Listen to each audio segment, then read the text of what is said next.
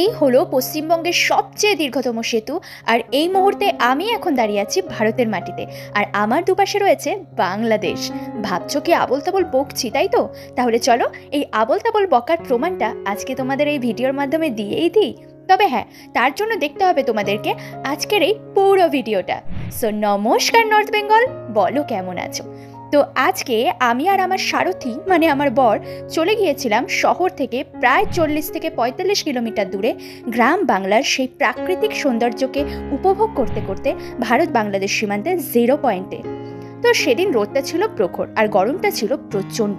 বাইরে যে এতটাও গরম হবে সত্যি ভাবতে পারিনি। যখন স্কুটি চড়ে যাচ্ছিলাম তখনই ফিল করলাম গরমটা ঠিক কী পরিমাণে পড়েছে। সাধারণত নর্থ বেঙ্গল নামটা শুনলেই সবার মধ্যে একটা ধারণা জন্মায় যে এখানে গরমকালেও ওয়েদার আরামদায়ক বা হালকা ঠান্ডা ঠান্ডা ভাব থাকবে। আমি জানি না এত বছর এখানকার ওয়েদার ঠিক কীরকম ছিল, তবে আমার বিয়ে হয়েছে এবছর, তো তাতে করে যা ফিল করছি তাতে এটুকু সত্যি যে এখানেও আমাদের দক্ষিণবঙ্গের মতোই প্রায় গরমটা পড়ছে বলা যায়। তারপরেও একটু ঘুরতে যাচ্ছি এটা ভাবলেই সব কিছু ভুলে ফুরফুরে মনে বেরিয়ে আসতে তো মন চাইবেই, তাই না বলুন? যাই হোক, দেখো উত্তরবঙ্গ মানেই চা বাগান থাকবেই। আমি থাকি জলপাইগুড়িতে। এখানে আসার পর থেকে প্রচুর চা বাগান দেখেছি, কিন্তু আজকে এই গ্রামের ভেতর দিয়ে যেতেই প্রচুর পাট ক্ষেতও দেখতে পাচ্ছি। আর উত্তরবঙ্গে আরেকটা জিনিসও প্রচুর দেখা যায়, সেটা হলো বাঁশঝাড়, যেটা আমাদের জীবনে প্রত্যেকেই কোনো না কোনো সময় কারো না কারো কাছ থেকে পেয়েছি হয়তো। কথায় বলে দিনের বেলায় গ্রাম সুন্দর আর রাতের বেলায় শহর। গ্রামের এই সোদা মাটির গন্ধ, শান্ত স্নিগ্ধ বাতাস, কোলাহলবিহীন এবং দূষণমুক্ত পরিবেশ প্রতিদিনের সমস্ত ক্লান্তিকে দূর করে দেবার মতো। হয়তো এখানে শহরের মতো এত সুযোগ সুবিধা নেই, কিন্তু তারপরেও এখানকার মানুষ খুব বেশি এক্সপেকটেশন ছাড়াই সুস্থভাবে বেঁচে তো আছে, এটাই বা কম কি? তো যাই হোক, কথা বলতে বলতে আমরা এখন চলে এলাম হলদিবাড়ি, আর এটি কোচবিহার জেলার অন্তর্গত।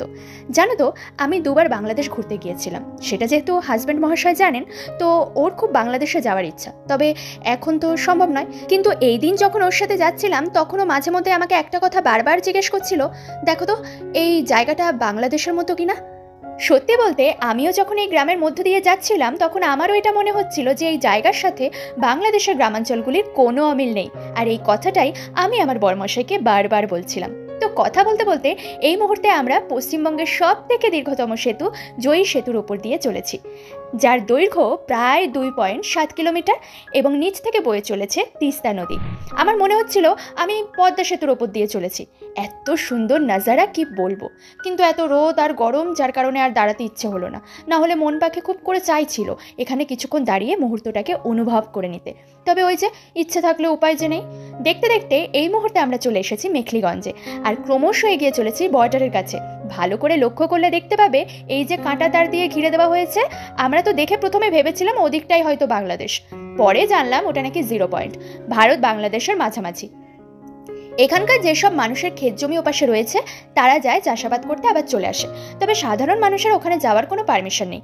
ইভেন এখানে কিছুটা দূরে দূরে বিএসএফরাও পাহারায় রয়েছেন, যদিও ওপাশে বাংলাদেশ সীমানায় গ্রামাঞ্চল থাকলেও সেরকমটা নেই বললেই চলে।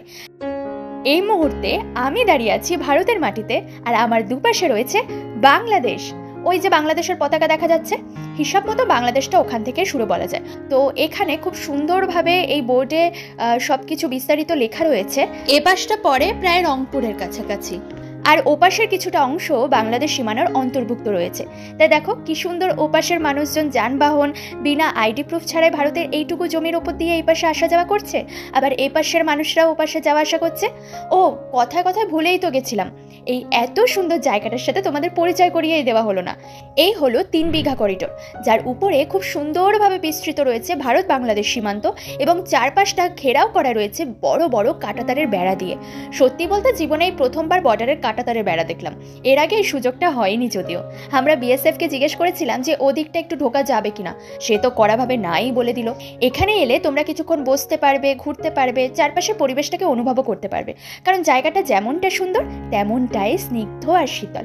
কিন্তু এই গরমে আর ইচ্ছে করছিল না বসতে, তাও 10-15 মিনিট কাটিয়ে আমরা আবার বাড়ির উদ্দেশ্যে রওনা দিই, কারণ দুজনের পেটে ছুঁচোগুলো আবার ডন মারতে শুরু করে দিয়েছে। তাই আবার আমরা রওনা দিলাম এবং একটা ভালো হোটেলের সন্ধান করতে লাগলাম। অবশেষে পেয়েও গেলাম ভালো হোটেল। ভাত, ডাল, আলু বরবটি ভাজা, সবজি, মাংস আর জল সহযোগে সেরে ফেললাম দুপুরের ভুরিভোজ। কিন্তু সবশেষে যদি হজমের জন্য একটু মৌরি না পাই তাহলে কিছু একটা মিসিং থেকেই তো যায়, তাই না? যাই হোক, তবে সত্যি খাবারটা কিন্তু বেশ ভালোই বানিয়েছিলেন। তো এরপর ওখানে একটু বসে রেস্ট নিয়ে আমরা আবার বেরিয়ে পড়ি এবং গ্রামের শেষ বেলার সৌন্দর্য দেখতে দেখতে এগিয়ে যাই বাড়ির উদ্দেশ্যে। ভিডিওটা কেমন লাগলো অবশ্যই কমেন্টে জানাতে ভুলো না। ফিরে আসবো নতুন ভিডিও নিয়ে খুব তাড়াতাড়ি। ততক্ষণ সবাই ভালো থেকো এবং নিজেদের খেয়াল রেখো। ও হ্যাঁ, কথায় কথায় বলতে তো ভুলেই গিয়েছিলাম, এই চ্যানেলটা নতুন আর ভিডিওটাও প্রথম। আমার ভিডিওগুলো আগে দেখো, যদি ভালো লাগে তাহলে চ্যানেলটা সাবস্ক্রাইব করে পাশে থেকো। ফিরে আসবো নতুন ভিডিও নিয়ে। ততক্ষণ টাটা, বাই বাই, আবার যেন দেখা পাই।